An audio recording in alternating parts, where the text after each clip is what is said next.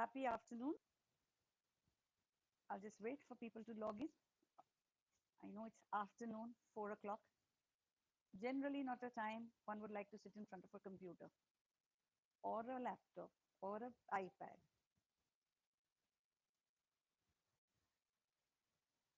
I begin my talk now by genuinely appreciating Entab.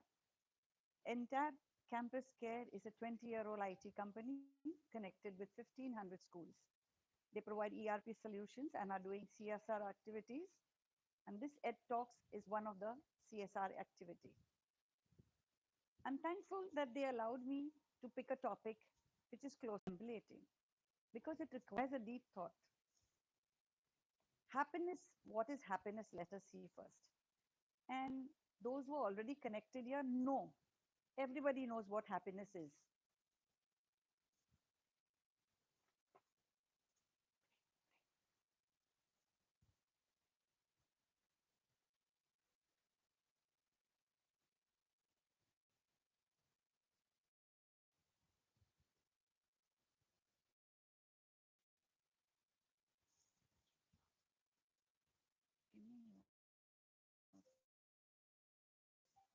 Hello, is coming. What is happiness and why did I choose the topic happiness? Is it something new? No, not at all. Everyone connected here knows what is happiness because from childhood till today, you must have observed many instances which made you happy. There are only two ways to live your life, Einstein says, as though nothing is a miracle, and the other is as though everything is a miracle. So, what is happiness in simple words? If you want to put it into words, happiness is a feeling of pleasure and positivity. When someone feels good, proud, excited, relieved, or satisfied about something, then the person is known to be happy. This is a general thought and it is universal. Important that classrooms are safe, happy spaces. The Delhi government recent edition of introducing happiness in the curriculum could not come at a better time. Yes, I say that. What was timed better, I don't know. The COVID or the happiness curriculum. Post COVID, we have heard a lot of speakers talk on the Ed Talks on Entab, how we need to be prepared for the social distancing, for all the care we need to take. But as physical health is important, so is the emotional health too. Happiness is now supposed to become a habit. We have to cultivate that. So to have happy children, we need happy teachers because children learn by our example. They emulate us. In a happy classroom setting, a child's academic, emotional, social, all needs are addressed. And why do we need children to be happy? Is it not sufficient that they come to school and study and go home and go for tuitions and that's it? No. I believe, and we all believe, and research says that happiness brings success. Happier people are more likely to be successful at school, work, and in personal lives. Carolyn, a teacher in KG classroom, is one such teacher. Her 5-year-olds walk into her classroom happy to begin the day. A number of her students remember her long after she's left the classroom. She says, I spend all my time with my sweethearts. I dance with them. I talk to them. I spend every single moment doing small things which gives them the positive strokes. Everything, what she does is what we can. One of Carolyn's students says, everything she did was a fun way. She never shouted or scolded anyone in her class. She used to call us lovingly. Friends, happiness is a byproduct of emotional health. Scholars in education say our brains become more active, engaged, creative, more happy classrooms inspire creative minds.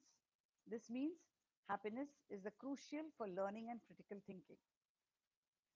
They say when you see the ads of most of the schools, Educators who are here will be saying, some schools say it has got the best infrastructure, it has got the best faculty, but that faculty, if you define it a little more intense, if you say a caring teacher is the best facility a school can offer, I think that would make the difference.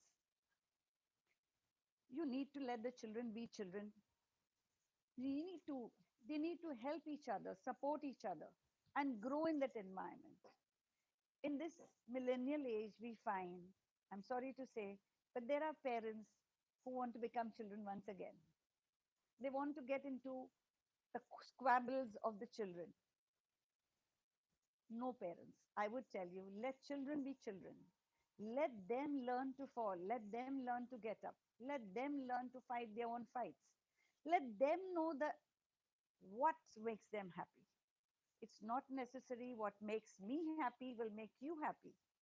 It's not necessary what made you happy 20 years back makes your child happy. Learn to listen to the child. The happiness quotient, special pointers which I would like to bring here. Classrooms and education need to work on happiness. We have understood, and it has to be a social movement. More so when you go back from COVID, more so when you are in the lockdown. It's not necessary that you're in lockdown, you don't need to be happy. A child loves reading. This is the best time to read. Encourage the child to read. I know of a child who loves to cook. He loves to bake cakes. And his mother allows him to do that. He's got all the time now. The online classes finish in the mornings generally. And then he can do what he wants to do with all the available things at home. So there are no gender biases for happiness. You cannot say a girl can be happy only dressing up and a boy can be happy only doing baseball or cricket. A boy may like to cook, and that's his score of happiness. So happiness can proactively increase, and the well-being of the whole class will increase. But now one may ask a question: how? How do we bring happiness into the classroom? I know most of you must have experienced in your classroom as teachers when you were, or when the teachers come to you, small instances which gave you that aha moments. You don't need to crack a joke. Do not intermingle happiness with being a joker in class. I do not advocate every teacher goes into the class and says that I am going to share a joke with you because I want to make you happy. But that's not what the children want, and be careful. There are some barriers, some limitations, some boundaries which you need to put. A teacher I know in my school is so friendly to the children, and yet the pin drop silence when she wants to teach.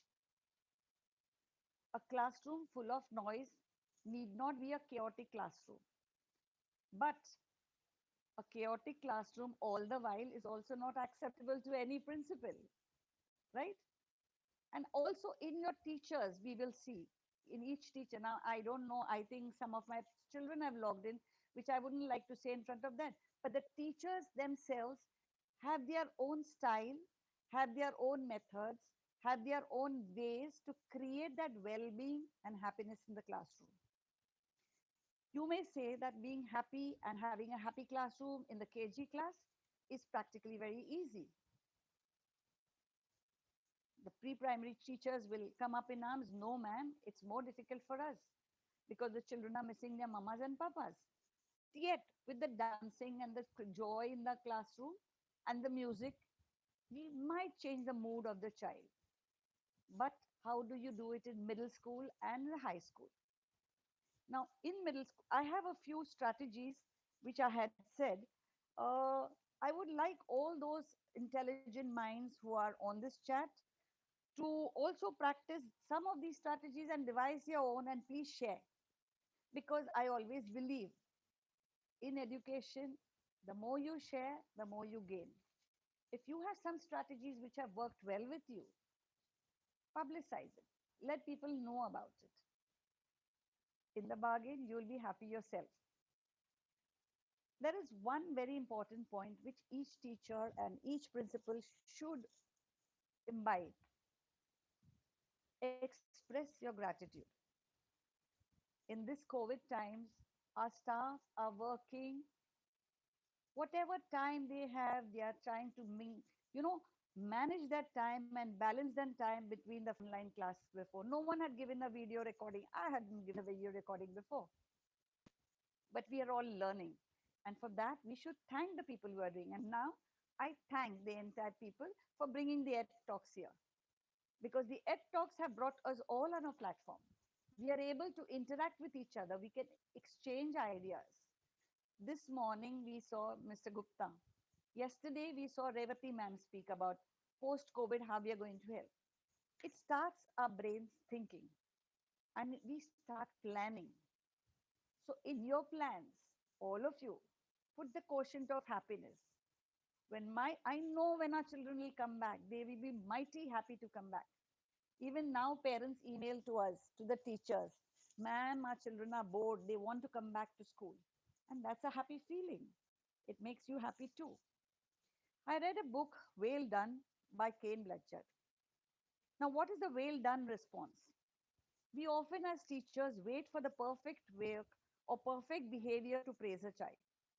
Sometimes it may never happen by the teacher's standard of perfection, because I may consider our behavior to be perfect in a particular way. But if I keep on waiting for it, we will never be able to appreciate our children. So start appreciating little by little as and when it happens. And that is the Whale Done, WHALEDONE syndrome, which you can start doing it now. Don't wait until he has listed, the child has reached a status where he'll satisfy you completely. Whatever little efforts he's done, appreciate it. When this praise, a beautiful line in that book says, praise progress. It's a moving target. Don't wait for it to end. Praise students immediately as soon as the behavior occurs. And be specific about what you want to say. Don't say, well done, good work. No. I like the way you write. I like the way you spoke. I like the way you asked a question. Be specific about it. The next is the redirection response. This needs conscious practice before the teacher can do it and make it a part of a classroom. Describe the area or the problem as soon as possible with clarity, being non-judgmental. Any classroom will have its highs and lows. Now, how to handle the very highs and how to handle the very lows? It's an art which a teacher by experience will learn. But no time is not to begin. You can begin right away.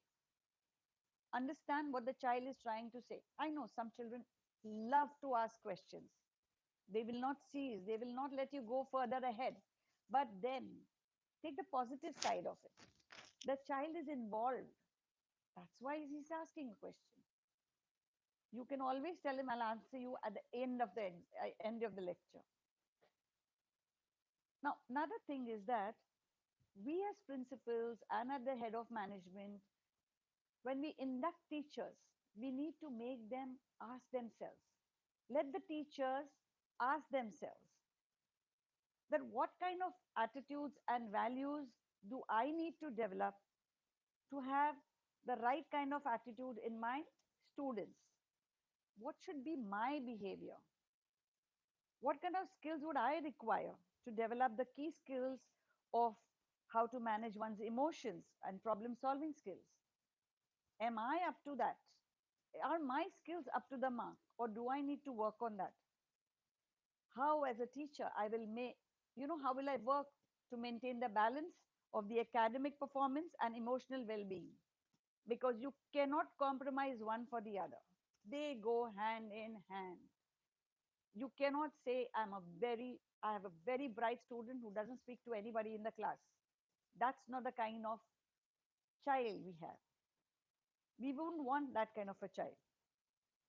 These types of questions will help the teachers to understand what they're getting into. A simple question is, why do you want to become a teacher? They say, I love children. You don't accept that for an answer. Ask these questions a little more.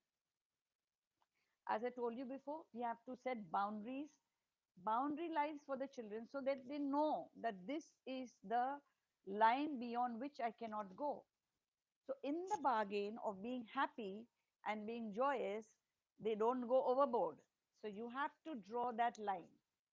And you, as person in authority, as a teacher, as a principal, as an HM, as a coordinator, you need to draw those lines. And everybody needs to be aware of those lines. I know of a child who ran away from school. And when the police caught the child, he set out to go for tuition. This is about 5 years back. And the police caught him at a railway station and they asked him, why did you go away? The child said, there's nobody who cared for me at home. Whatever I asked, they gave me. Whatever I said, they did. There were no boundaries, no boundaries. That means they did not care for me. So boundaries can be established in different ways. In our school, we do it differently. I can share with you on when you personally message to me, because otherwise it will become a long lecture. But I'll share with you a small one which we do. We can do, all of us can do. You set rules of the class. And in the younger classes, you put color codes for those rules. The red light rules will be common for all adults and children. For example, we will not use our hands to hit anyone. This is a red light rule. The amber light rule will be different for teachers and for students. For example, you cannot walk around the class and disturb others when the class is on. And the green light rules are the areas where the children have a freedom to explore.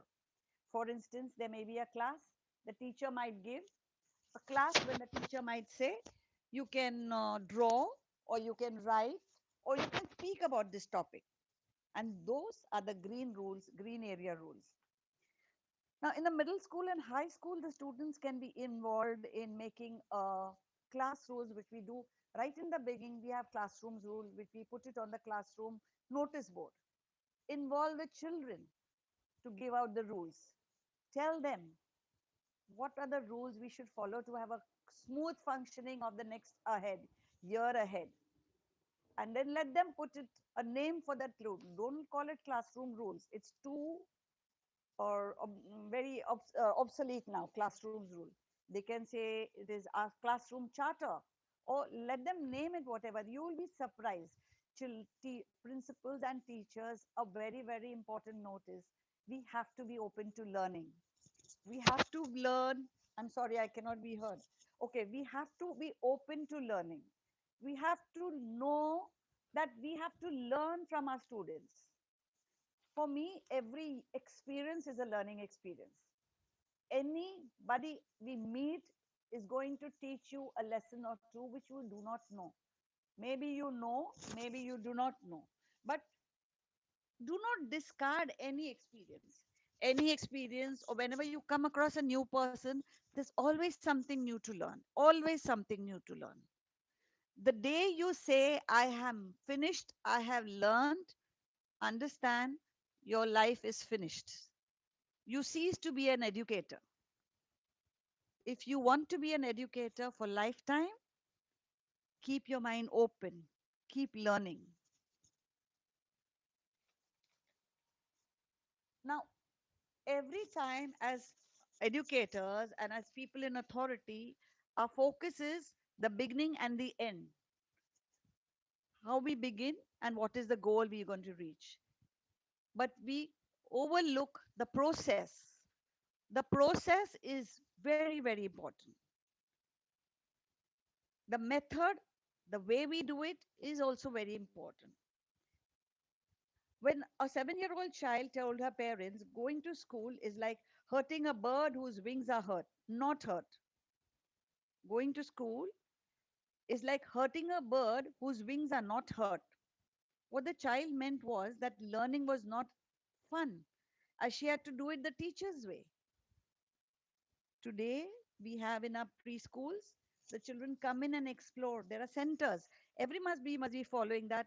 It's like I am not here to propagate how you run a preschool, But the thing is that you give the freedom to a child to explore, and you will be surprised at how much more they learn than that. Then, when you make them sit, of course, there is circle time when they're supposed to learn, but now it's time to change. And it's really, really time to change after this COVID.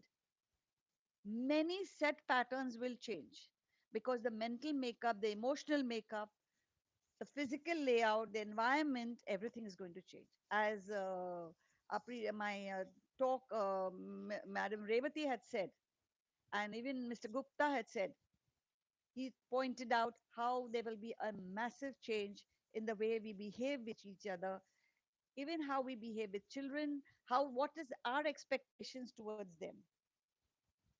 So as I was saying, children are happy when they experience, when they explore, when they observe, when they're allowed to communicate.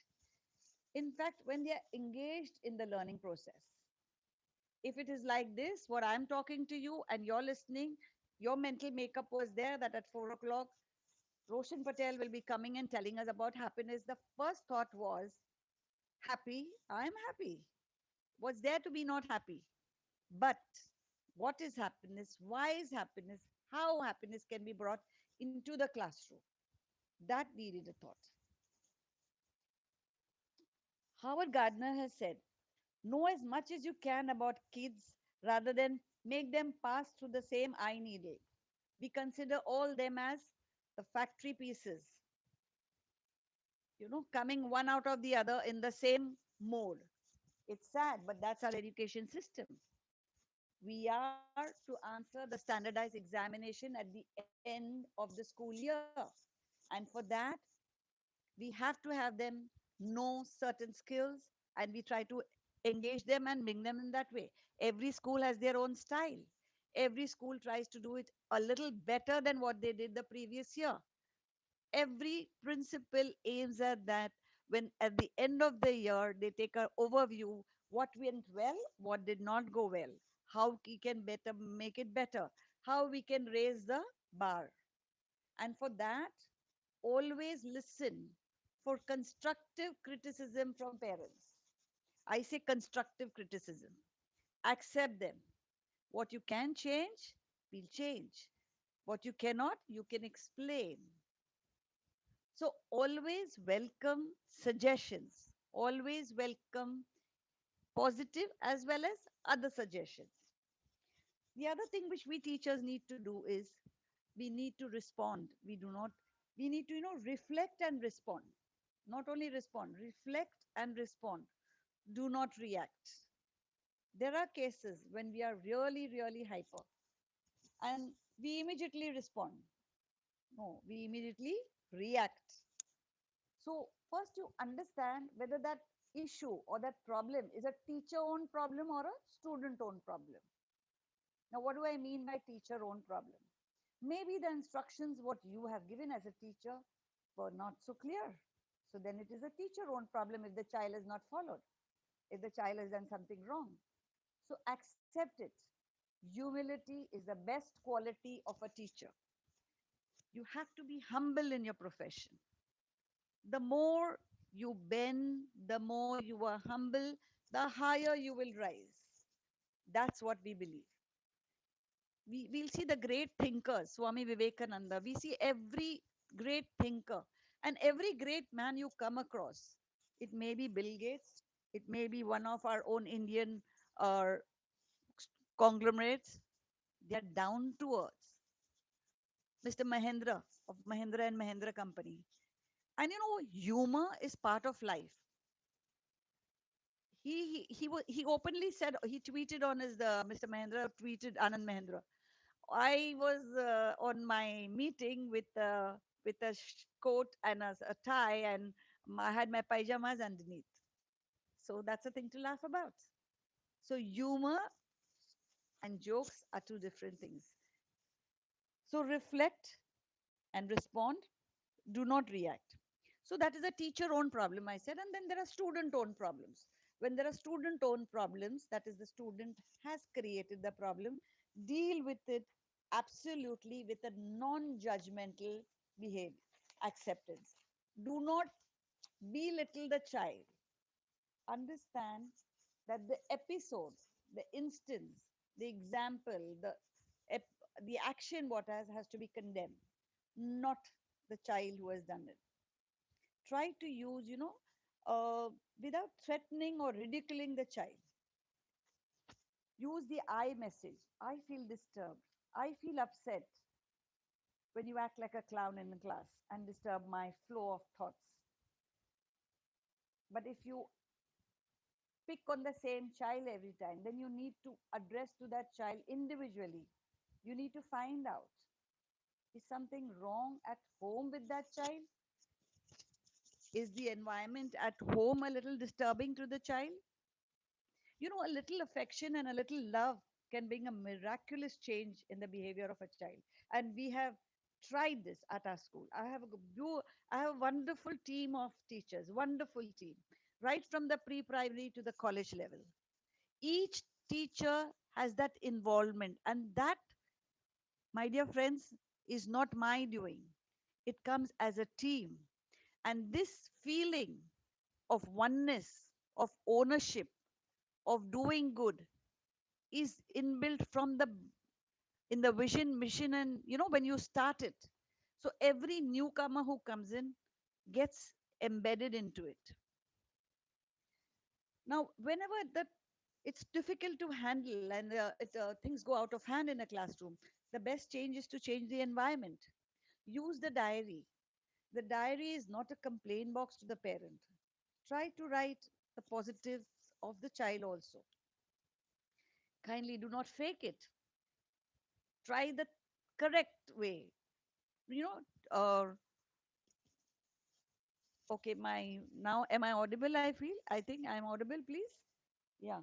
So try to uh, enlighten one little child who's never spoken at all in your classroom, and that one day he managed to at least put his hand up and speak. Appreciate that child in his diary, and the child will really love it. Encourage. Teachers need to progressively find ways to encourage all people at all levels. I'm telling you, all people at all levels means there are three stakeholders: the students, the parents, and the management. So teachers need to encourage all three by not words only, by their behavior, by their attitude, by the tone of the voice when you speak. If there is encouragement, if there is happiness in the class, the students will go back with memories which will last them for a lifetime. Teachers are like catalysts in the class.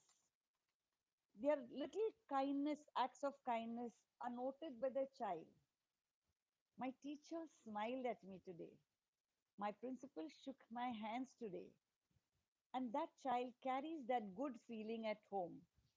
Whether that child is coming from a economically background, whatever background of family, or whether it's a disturbed family, or whether it's a single mother, single parent family. If you give joy, you get joy many folds. If you make people happy, you feel happy. I'm feeling happy sharing with you. Also, there is a one saying in education parlance: avoid scapegoating. Now, what is scapegoating? Generally, there is one child who's always caught.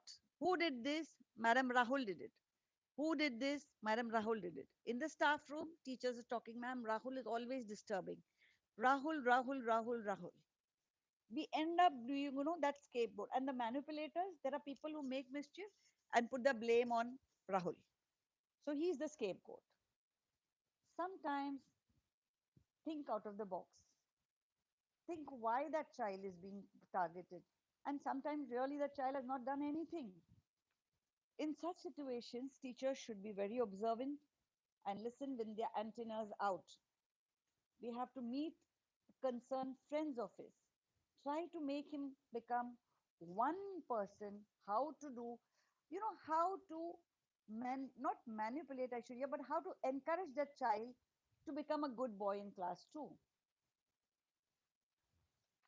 There is a lot we can share about happiness and why happy classrooms. I'll end today with a thought that I picked from a book titled Living, Loving, and Learning by Leo Buscaglia. He said, should you be a loving teacher or a loving human being? He goes on to say that children identify with people, with human beings. They have great difficulty identifying with the teacher. The teacher is playing a role, but the human being inside is the connection. So be a happy human being and more than a loving teacher. There are a lot of spiritual gurus who will give us examples and who will tell us how to be happy. And there are many self-help books also. And it's not that in education there aren't. But while we can learn from the spiritual gurus, the classroom needs examples of pragmatism and real life instances. Because ultimately, what matters is the human connection.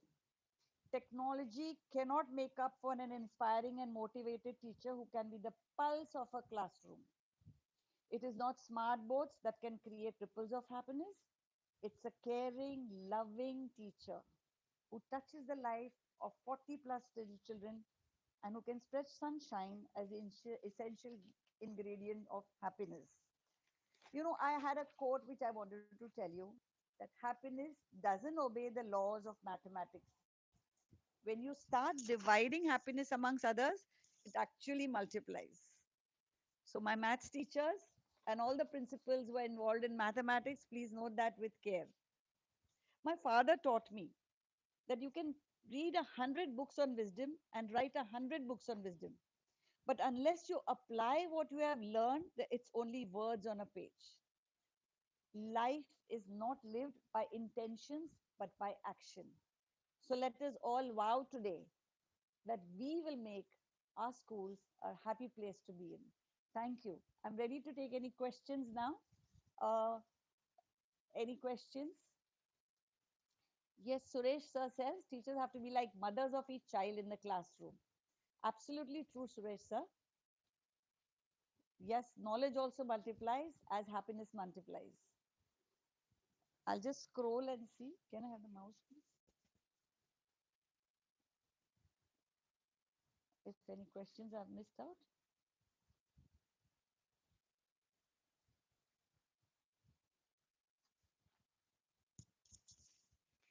If any questions, just raise your hand and you can ask me. As much as I can, I will try to answer.